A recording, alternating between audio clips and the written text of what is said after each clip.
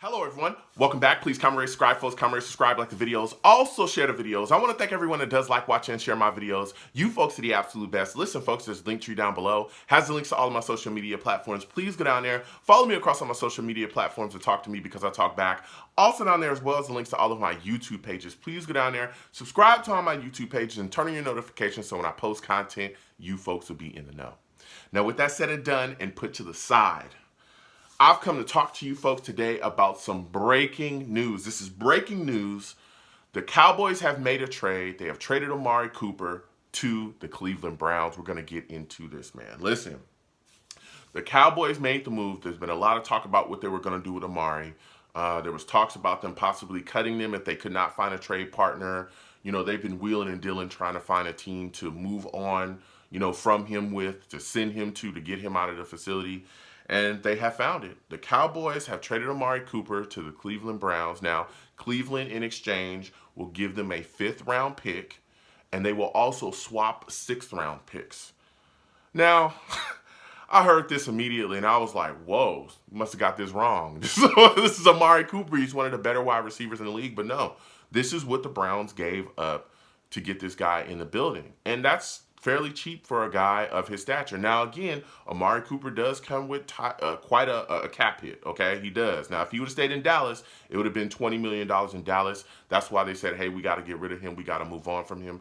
I believe he goes to the Browns. He carries a $16 million cap hit. I think they're going to try to work that deal around, and we'll get to the impact of what it's going to have on the Browns roster in a second. But this is a solid move for the Browns, and this continues to allow them to build and continue forward with Baker Mayfield. If that's the guy, that can, because there's a lot of questions about Baker as well. Okay, and we'll get to that in a second. But they're continuing to, put weapons along that offense. Now, you look at the situation for the Cowboys, right? Everybody's going, well, the Cowboys missed out on Amari Cooper. They still got some guys there at wide receiver, okay? There's still some weapons. They got some significant weapons there. One of the guys that they're still trying to work a deal out with, and this is one of the things that I think was the writing on the wall of why they were moving away from Amari Cooper, was Michael Gallup. They're still trying to, work out a deal with him, get him back into the fold. Michael Gallup's a very good wide receiver in this league, and a guy that they look at and they say, hey, he could be our number 1 guy or even our number 2 guy, because then after Gallup, you're looking at guys like CeeDee Lamb. CeeDee Lamb is phenomenal, man.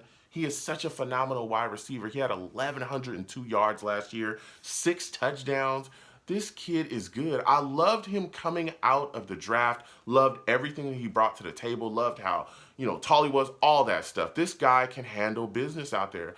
They still got weapons for Dak. And you got to also think that, again, if Amari had stayed there, he carries that $20 million cap hit for the Cowboys. It would make it hard to continue to build around, because they have some things that they need to address there, mainly defense. They need to help the defensive side there in Dallas, right? But moving on from Amari, now it allows them to free up that money to go address those needs, whether it be, in free agency, grabbing a couple pieces, right? You can continue to do those things. So this is a move that Dallas had to make, and they got the compensation that they could, and they move on from Amari Cooper. Now, you look at it from the Browns side. Let me tell you, the Browns right now have added Amari to weapons. They've got weapons. They've always had weapons with the Browns. Baker has never not had weapons, okay? He's always had guys that he could throw the football to. He's always had guys that he can that can go out there and make plays for him. Here we go. We get added something else, okay? Now, listen. There's questions with Amari arriving. There's now questions about Jarvis Landry and what they're going to do with him. Hopefully they keep him around, but if they don't, we could see Jarvis Landry possibly be on the trade block, or it might be out there for agency. We'll see what happens going forward with him, but there's been a lot of talk about the Browns possibly moving on from him as well, and the arrival of Amari Cooper might shut that door. Again, Amari Cooper is coming in with a $16 million cap hit. We'll see if the Browns try to rework that deal to kind of bring it down a little bit, maybe push a little bit of that stuff into, a couple years down the road, and allow them to manipulate their cap situation as well, so they can continue to build. But I'll tell you what, Baker Mayfield he's got another guy he can throw the ball to, man. He's got another legit weapon that can go out there and beat guys and be open. So we'll see what happens going forward with the Browns, but this is them showing, hey, we're still committed to allowing our quarterback to go out there and have guys that can make plays for him. So here on this channel, as everybody knows, we bleed green. Okay, we're Jets 24/7. All right, and I want to talk about what this shows the New York Jets, how this impacts us. Now, Listen, you look on Jets social media, some people in the fan base, some are going completely crazy. They're like, listen, Amari Cooper only traded for a fifth round pick in exchange and a swap of 6th round picks. Like, come on, bro. Why didn't Joe Douglas make this move? I get it. I understand the anger of some in the fan base, but I think like this.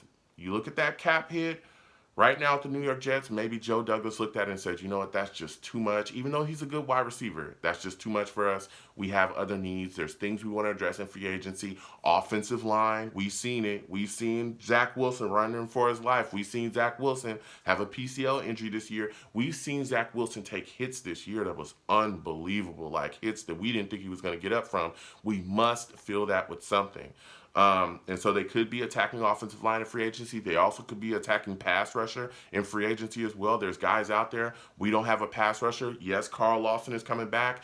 Torn Achilles, off that torn Achilles, that's what he's coming back from. Can you really depend on him to come in and give you, the 15, 16 sacks that we need a season from a legitimate pass rusher? I don't know, at least not in the first year that he's coming back. So maybe the New York Jets are targeting that as well. So he's looking like, hey, I get that Amari Cooper's a great wide receiver. I understand, of course, there was calls reportedly made between Joe Douglas, to the Cowboys, and they did their due diligence, but they decided not to make the move, okay? Because maybe, the cap hit was just like, hey, we got other stuff we need to address. There's other ways that we can handle the wide receiver position. We're not going to go there.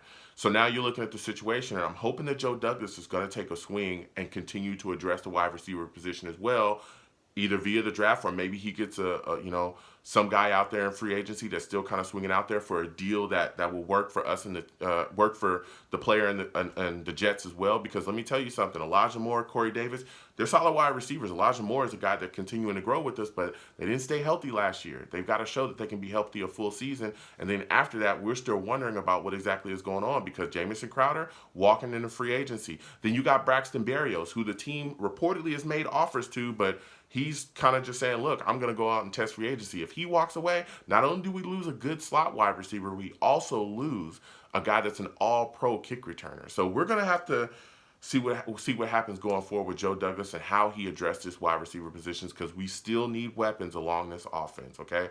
There's quite a bit of work to be done, but not making a move for Amari Cooper, you better have a plan, okay? You better have a plan to continue to get guys that Zach Wilson can throw to.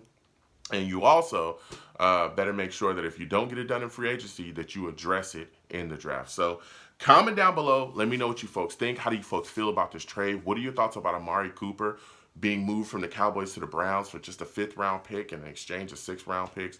What are your thoughts about the impact that this has on the Jets, outlook on free agency or wide receiver? There was a lot of Jets fans that were screaming that they wanted Amari Cooper, and now he's gone. He goes to the Browns, and kind of is what it is there. Also, how do you think Joe Douglas handles this wide receiver position? I want to get your thoughts on this. So comment down below. Let's go back and forth. You folks have a good one.